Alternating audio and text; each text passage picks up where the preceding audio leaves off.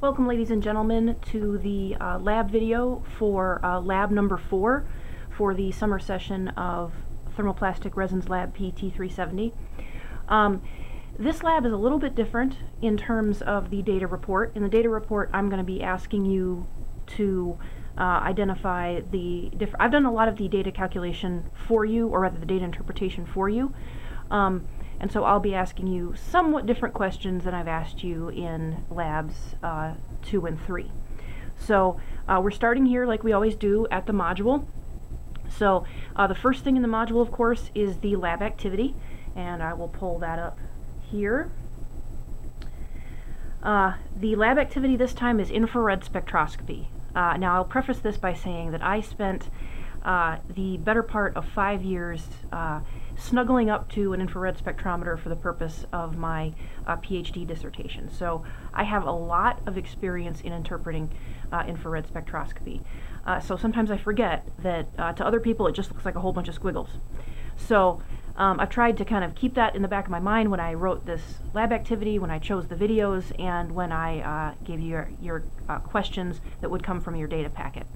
So here is your introduction that gives you background on infrared spectroscopy. I have also included the spectra of some common polymers, and then kind of the jumping off point on how a person would go about identifying species via IR. I'm not going to ask you actually to do this in a lab, but this is how you go about doing it. So please review this. And there's a list of, basically a checklist that I would go through when I'm looking at a spectrum. So the purpose of this activity is to correlate any functional groups with IR spectra.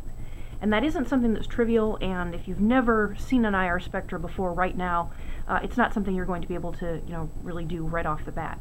So what I have done is I have done a lot of the characterization, and you'll see that in the data report.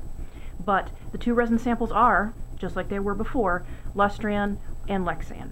And so I need you to determine if sample A1 is lustran or lexan, or if sample B1 is lustran or lexan or lustran, based on the data packet and the assignments that were done in the data packet. So you will get a data packet, much like you did for other things. You should still have your material sheets that you uploaded for Lab 2. You should refer back to these. They will be a big help to you in this as well. So once again, just like Lab 3, if you threw those out or if you got rid of them, you're going to have to call them back up again. You'll need them for Lab 4 and for Lab 5, so make sure you have them in hand.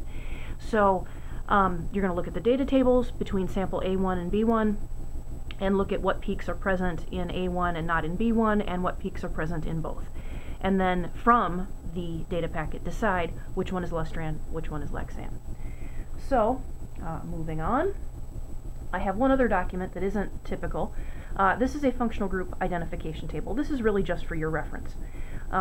You can never look at this again, or you can save it in case you ever are handed an FTIR. This may come in handy for you.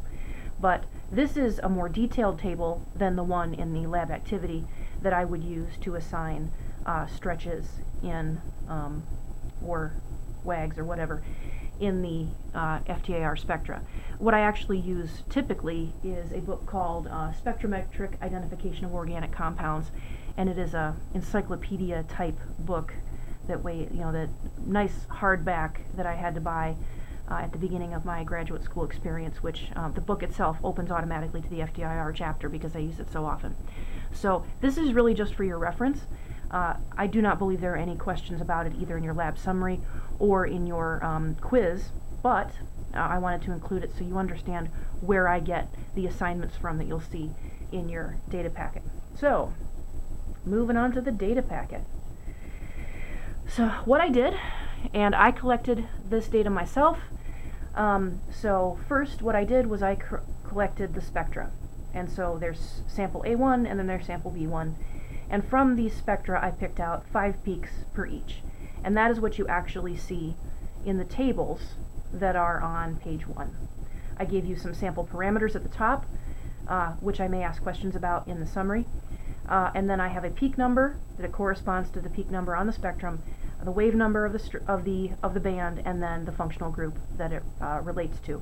And from there, I proposed a structure, and this will help you out greatly in determining whether sample A1 is Lexan or Lustran, and if sample B1 is Lexan or Lustran. So your data packet, your data sheets that you got in Lab 2 will also help you there. So this is the data packet itself, and a lot of the work has actually been done for you, because in my past experience with undergraduates, they see spectra like this and they just go, well, that's a bunch of squiggles, I have no idea what that is. And it is something that requires a little more training than you're going to get in a lab like this. So this is just to show you what it looks like, so that if someone ever throws you an FTIR spectrum, you don't have the visceral, this is just a bunch of squiggles, I didn't even know what this means. So you will have seen it before. It is used very heavily in both research laboratories and in quality assurance measures, because an FTIR spectrometer is usually fairly inexpensive and to buy and to maintain. And so it also gives nearly instantaneous data that, if you are qualified, you can interpret pretty quickly to tell you the differences between plastics. So now in your lab summary, these are the questions that I'm asking you. I want you to fill in the blanks for question 1, so sample temperature, sample pressure, number of scans, and the resolution. That is all in your data packet. Then I want you to compare the data table from sample A1 and the data table from sample B1, and then tell me what peaks are unique to A1. Same thing in question 3, but what sample peaks are unique to B1. And then in 4, I want you to tell me what peaks are present in both samples. And then, of course, in 5, tell me if A1 is Lustran or Lexan, or if B1 is Lustran or Lexan. So, once again, I'm well aware of how much people like infrared spectroscopy compared to how much I like infrared spectroscopy. So I tried to make this as painless as possible for you to look at the data and understand the technique. I think the 2 videos, although they are a bit long, they're about half an hour total, are very educational and give you good basic understanding of the technique and why it's good for characterization of plastics. So enjoy lab activity number 4, infrared spectroscopy, and I will see you for lab activity number 5.